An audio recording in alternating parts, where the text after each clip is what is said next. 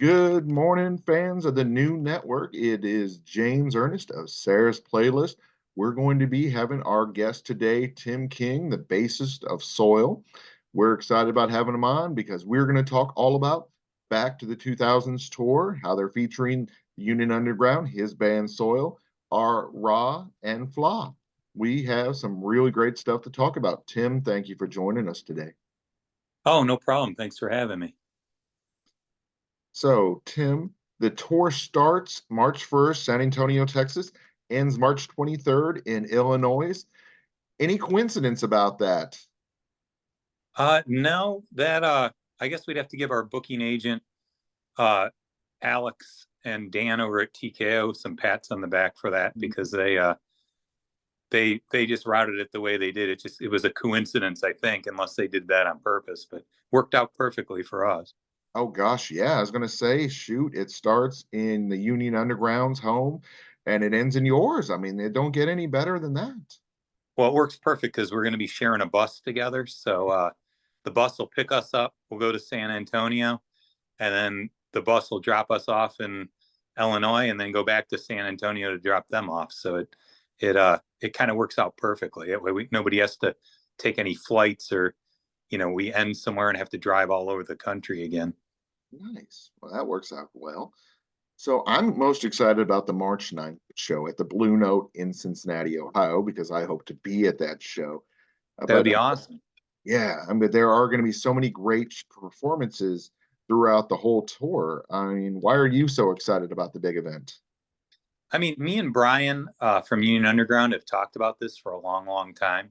Mhm. And another coincidence is uh, we are going to be touring again with them. Our first tour that we ever did for the album Scars was with Union Underground, and they were at the end of their album cycle for Education and Rebellion, and we were at the beginning of our album cycle in Scars. So we got to do one tour together, and it was great. We got along perfectly with them, and we've maintained our friendship over all those years. And Union Underground broke up for a bit, then kind of got back together, went on another hiatus, got things rolling. And Brian and I have been friends for that entire time. So we've been talking about this for a long time, and it's our brainchild between the two of us. And I guess I'm mostly excited about it to see it come to fruition after talking about it for so many years. Yeah, I should have used this joke when I had him on, but I understand during his downtime with that, he started a cult. Ha ha. To follow. Yeah, exactly. But yeah, shoot, we are excited about the big event and all. I want to know more at the beginning, though, about how Chicago influenced your passion for music. I mean, I wouldn't necessarily say Chicago was like a huge influence. When I was uh, a young teenager and able to go to concerts and stuff, there was a place by us called the Thirsty Whale, which was a kind of a seedy little rock club, but it always had a lot of hair metal bands playing because that was what was in at the time. Mhm. And then, kind of as things progressed, they, had some thrash bands, and then death metal scene kind of came into there, and then the place went out of business. Uh, but I started listening hair metal. The '80s hair metal is by far my favorite type of music. I still love my Motley Crue and Ozzy and Oh gosh. Dokken and L.A. Guns and Faster Pussycat and all that. But as a young lad, on the quest for heavier and heavier stuff, I naturally kind of changed my life around when I discovered Master of Puppets from Metallica. Kind of got in that whole Megadeth, Anthrax, Slayer, Nuclear Assault type Annihilator, all that. But it wasn't until I really discovered death metal, like Napalm Death, Obituary, and stuff like that, to where I really got into uh, performing as much as I did. And the death metal scene in Chicago was really thriving back in the day. And we just kind of transferred that on over to what we started doing, with Soil. And then the new metal scene was really building up. Disturbed kind of broke that entire scene wide open, followed by like Chevelle, and then Soil, this band No One. There were a bunch of like 5.0, there was another band, a bunch of bands started coming out of the scene like that. and we really just kind of started thriving and building it up from there. I mean, I don't know if Chicago was like some sort of hotbed for anything, but it definitely kind of launched the nu metal scene in a way with, you know, like Disturbed and Chevelle and, you know, Mudvayne kind of being from there and stuff as well. Yeah, I mean, some great bands coming out of that area of the country. I mean, you definitely can't go wrong with that. One of the things I think is interesting about your early times is when you all dropped Rotten from your name. And what was the story behind that? Well, our guitar player came to practice and he was listening to this band called Entombed and an album called Wolverine Blues. And we were having a tough time finding a name. We actually came up with one name and another local band stole it. So we were going to we were like on the fence of calling the band Dishonor, which we all kind of thought was like kind of eh. And he came and he said, listen, I was listening to this Entombed record and there's this song on there called Rotten Soil.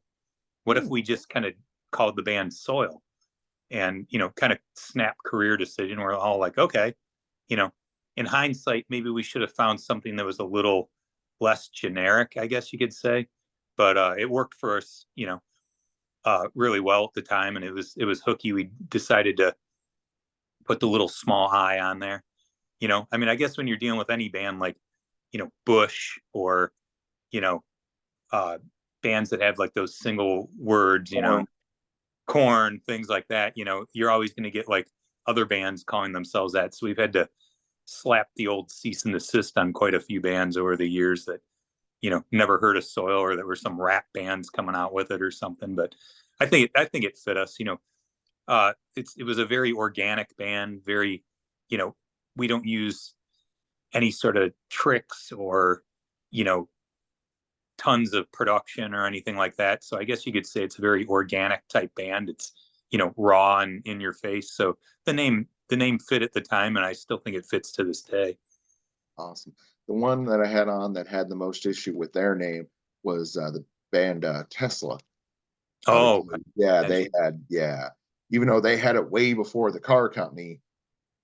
Oh my gosh, some of the stories that they have about names and likenesses and all that kind of thing. It's just crazy. it's great.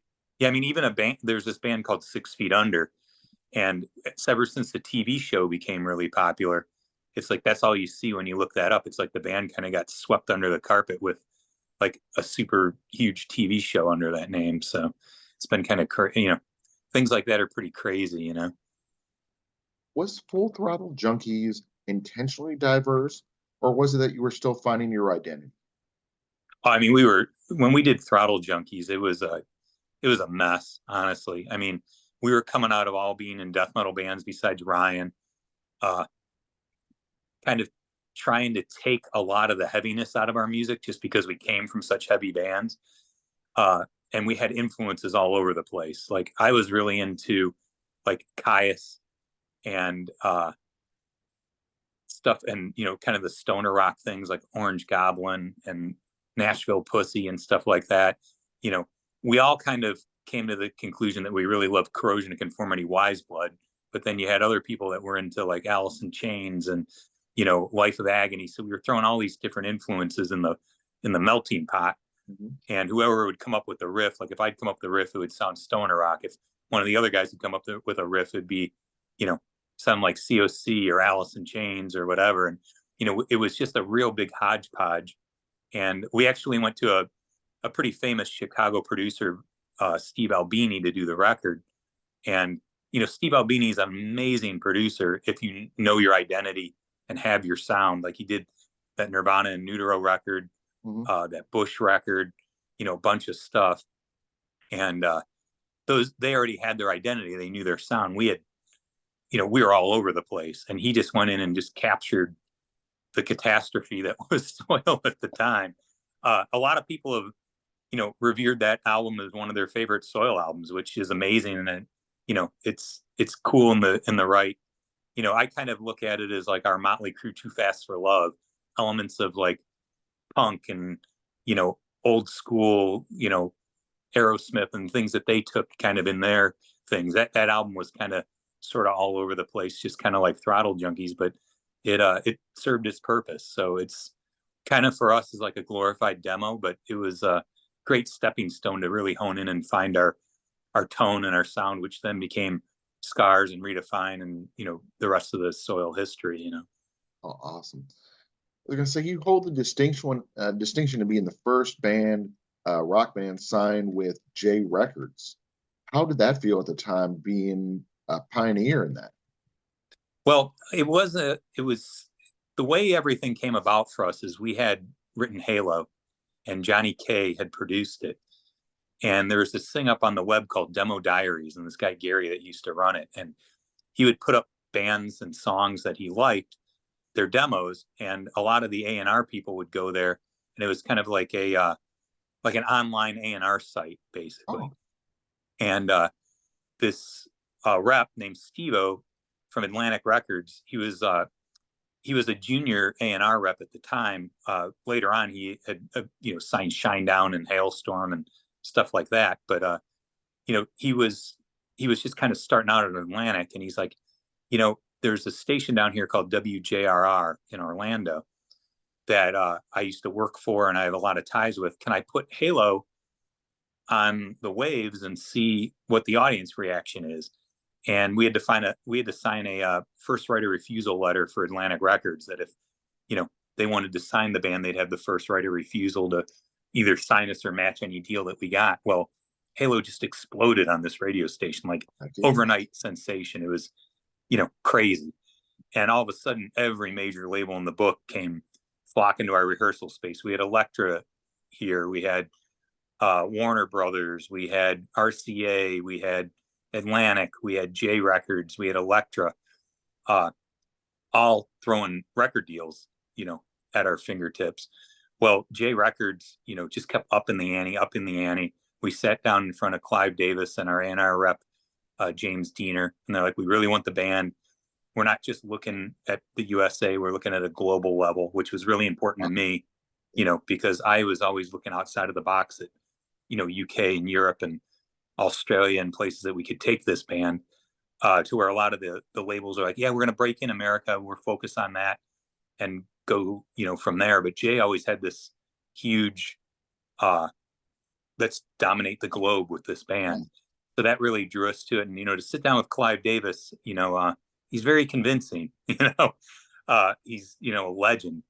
And, we just couldn't say no to the deal. And they outmatched every deal that all the other labels were going. In hindsight, maybe signing to like an Elektra or an Atlantic, where they have all these more rock bands and a big rock history, might have taken us on a different path. It might have been better for us or worse, but I can't really complain, because J Records gave us our careers. It's the reason I'm sitting here talking to you right now. So awesome. Yeah, I was gonna say we're excited about that big tour coming up, the Back to the 2000s tour. I understand during that you're going to be playing Scars. Yeah, we've never done anything in this band where we've played just songs off one record. So we decided that since Scars is past the 20-year mark, and we've never done that with an album before, then it's called the Back to the 2000s tour. What better time to do it than with this? We just toured Australia last year with Static X and tested out the All Scars set, and it went over great. I mean, people were going crazy. I was kind of thinking, well, on some of the deep cuts, are people just kind of just be standing there kind of staring at us, or are they gonna get into it like they do when normally we play a set comprised mostly of all of our hits or most popular songs. Yeah. But it was crazy. Everybody went nuts for every song. It just kind of shows the power of what that record had for Soil and the impact on the scene that it had. So it's going to be real exciting playing all songs off that. I mean, unfortunately, we're not going to be able to play it in its entirety because we're not headlining. We're, right under Union as like direct support. Maybe you could call it a co-headliner, but with limited time, we're going to play as many songs off the record as we can. So we'll get to pretty much almost all of them. Oh, cool. Yeah, I was gonna say, I know a lot of times with bands, shoot the day the album comes out is a huge day for them, and they, it's a big day in their lives. But unfortunately, it was a big day in everyone's life when Scars came out. Tell us, how did that coinciding with Scars being released affect things? Yep, September 11th, 2001. the World Trade Center was attacked, and our record came out along with Slayer and I think POD and stuff like that.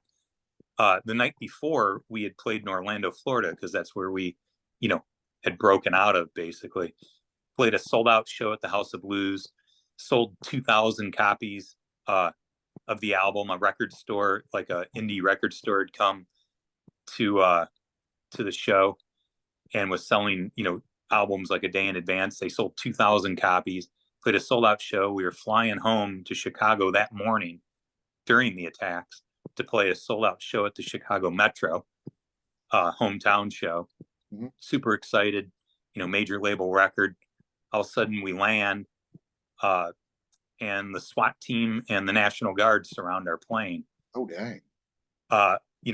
No cell phone reception, couldn't get a signal for anything. We didn't know what was going on.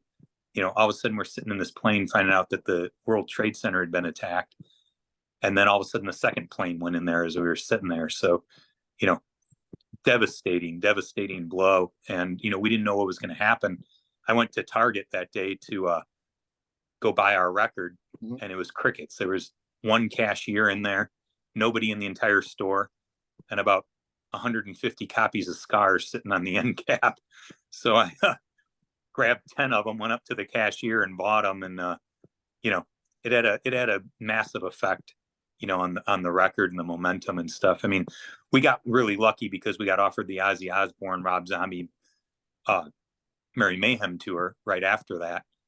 And that really helped perpetuate things. But, it really, we had so much momentum going up to that release date that it was kind of like a balloon popping, and I think, Scars could have probably, the way it was headed, maybe gone double platinum or been one of those, really big successful records. But unfortunately 9/11 had something to do with it, not to take away the travesty and the lives lost and the impact it had on America. I mean, that's so devastating, and, it breaks my heart to even think that, that happened at that time, and I kind of feel like, I shouldn't even be being like a woe is me type person with what, happened to America and the country and the lives that were lost. But, as a musician and with the record and stuff, looking back on it, it's like, man, it's just, it hit us pretty damn hard. Oh, definitely. Yeah, timing can change a lot of things. One of the things I've been reading online is just the great response for Play It Forward. People say it is one of your best albums. How does that make you feel? It's so funny you say that because, all the Soil releases, I pretty much never listen to unless I need to refresh myself on remembering a riff or something, if we're going to play a song live for some time that we haven't done in a while. That album I keep going back and back to all the time because it's just really fun to listen to. And when we had the opportunity to do that, it was we did just that. We just had a lot of fun with it. And it was during the pandemic, so things were still shut down. And, we did pretty much everything online between each other, swapping, tablature and ideas and having conference calls and Zoom meetings and stuff. And by the time we got in the studio, we just had a lot of fun doing it.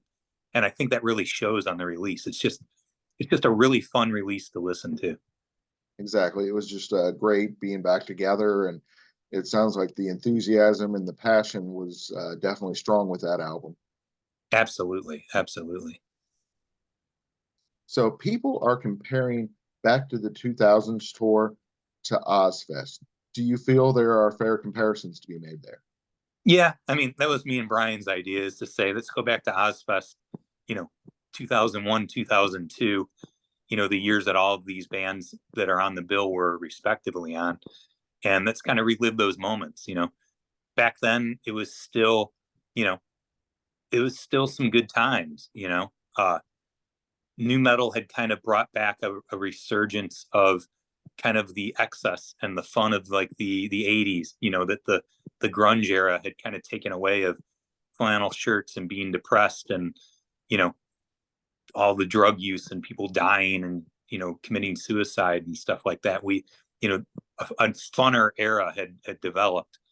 And that's kind of what we kind of want to relive a little bit is, most of the people that were around back then have kids or even have grandkids by now, and their Yeah, kids and their grandkids are, you know, discovering Soil and the Union Underground and Flaw and, stuff like that, all for the first time now, so it's like we've crossed three generations of fan bases. So, all these kids that are in their teens and 20s and stuff are out there having a good time. And that's what we kind of want to bring back is, an enjoyable show that you can kind of go back and relive your youth, or, experience kind of the bands that, nostalgia bands that the kids might be into now. that is awesome.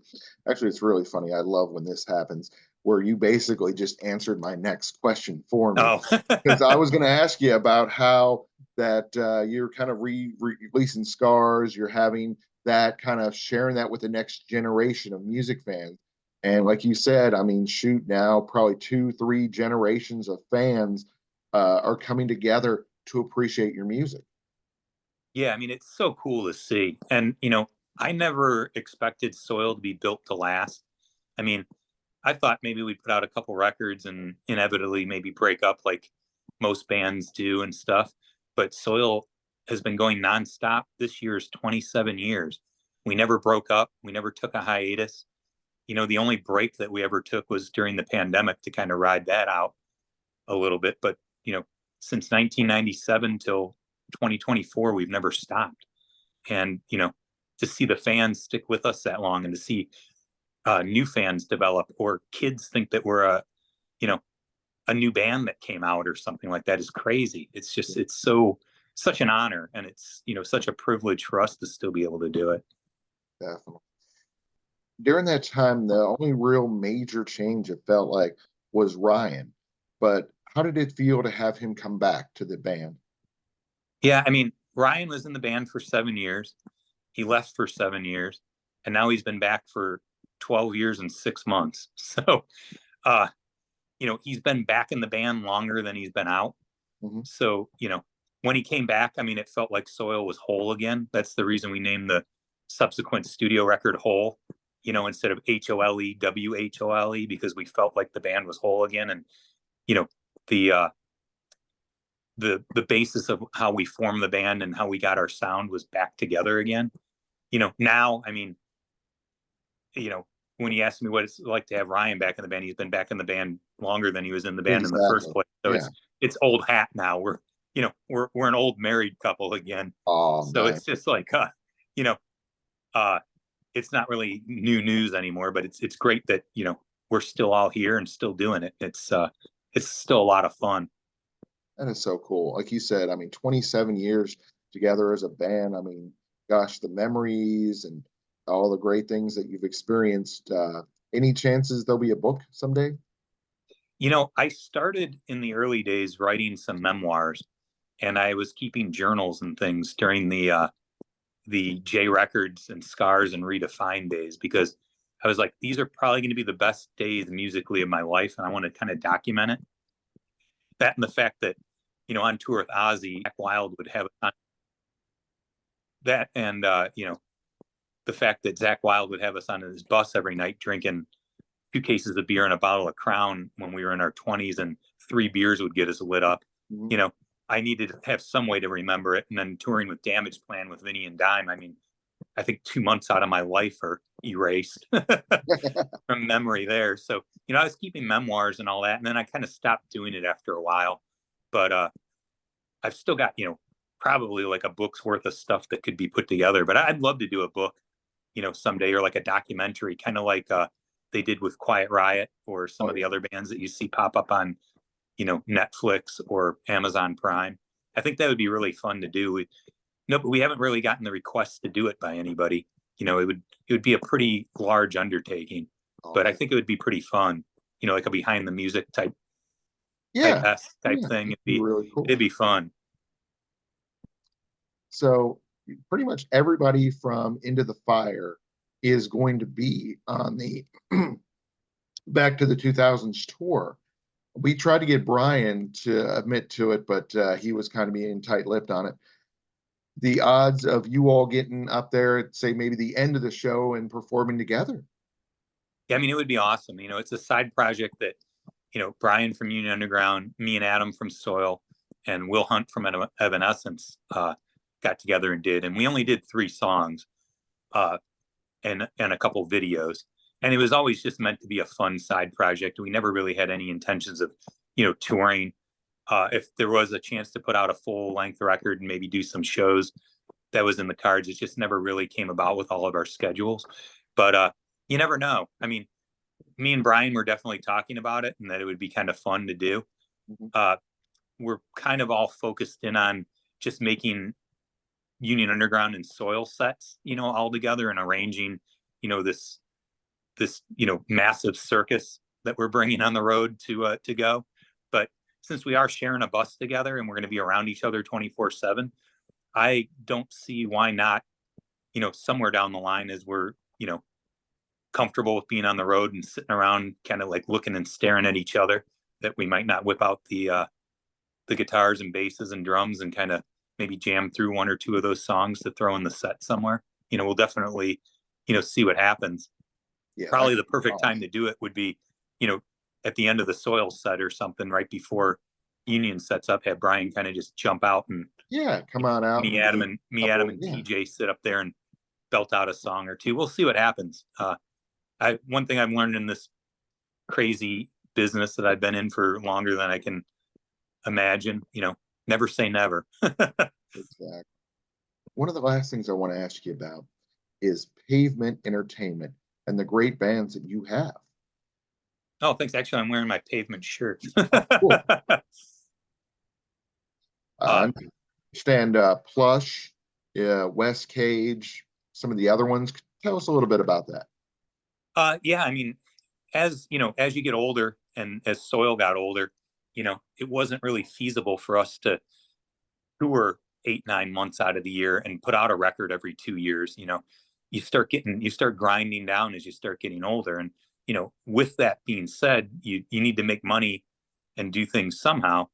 And I've always been really very business savvy in the music business. I've always loved the inner workings of, how distribution works, how booking agents work, how a record label works, how publishing works, stuff like that. And, I worked for Red Distribution, which is now The Orchard. Back in the day, I've worked for booking agents. I had my own little label imprint through Universal Fontana back in the height of the Soil days. So I actually got together for lunch with one of my dear friends named Mark Nawara, who used to have Pavement running back in the early days, and it got put on hiatus, and he went on to do Crash Music and subsequently work with Head from Corn and do the book Save Me From Myself and the album, which was the soundtrack to that with him.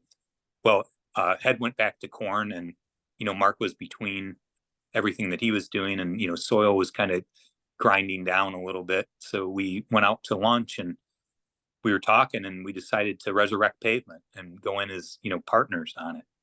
And we put that together, had a meeting with some distributors, got some funding, and kind of I used all the connections that I had in the rock world. And Pavement had always been more of a heavier label with like Crowbar and Malevolent Creation and death metal and Scatterbrain and things like that. But we decided to kind of go the rock route with it and take all of Mark's expertise with distribution and setting up records and retail, and my expertise of knowing all these bands and touring and developing bands and things like that. And it was the two of us together formed like one superhuman marketing person for the music industry. And we've been going 12 years now. Yeah. And we've mainly worked on developing and carrying on the careers of bands that were established, like Puddle of Mud, and we brought Soil to the label. Powerman 5000 had PE, Candlebox, Dishwalla, the list goes on and on. But Plush was a band that we actually decided to start from scratch and develop. I discovered Mariah on a Facebook clip. She was doing a cover of Barracuda. Oh. And I just kind of fell in love with what she was doing, sent her a private message. And next thing I know, we were talking, and I started talking with her dad, Josh, and we signed her to the record label and also signed her to a management deal, which we formed Surface Management, a division of Pavement, with. And we built a band around her. Mark actually came up with the name Plush, and we held auditions during COVID over Instagram and Zoom and stuff, and built the band, and from day one, kind of how they used to build boy bands, I guess you could say. We kind of Exactly. built Yeah. all girl band, but we wanted to make it kind of exactly the way like the Runaways or the Bangles or Vixen or Kitty were put together. Exactly. And Classic that bands. Yeah. yeah, that void hadn't been filled in quite some time. I mean, you had some very successful female fronted bands like Evanescence and Hailstorm and Pretty Reckless and In This Moment and everything like that. But there was no like all girl bands that really took the scene by storm and blew up in a big way in many years, probably a decade at that point. And we just kind of filled the void with Plush, and it just went off soaring. Really proud of that one. They're out with Disturbed right now, and we just dropped a new EP called Find the Beautiful, and they're soaring. They're just getting bigger and bigger. It's hard to almost keep track of. I'm like a proud parent. Instead of being on stage playing in front of the people, I'm on the side watching this band that I helped create and nurture playing, and it's a whole different vibe and excitement that you get off that. Definitely. So some amazing things. They're doing well. Your big tour, March 1st through the 23rd, is going to be huge. Back to the 2000s tour, featuring, of course, you all, Union Underground, Flaw. So excited about it. Before we let you go, Tim, where on social media, where on the web, where can our listeners find out more about you? Soil's been around forever, so it's real easy. Soiltheband.com, Soil Music on Facebook, Soil something or other on Instagram. I forget what the handle is. We're pretty easy to find. Exactly. You go to the website, soiltheband.com, you can click on all the links there. And, at this point in our careers, we're pretty much everywhere that we need to be. So we're not hard to find. That is awesome. What has been a pleasure having you with us today.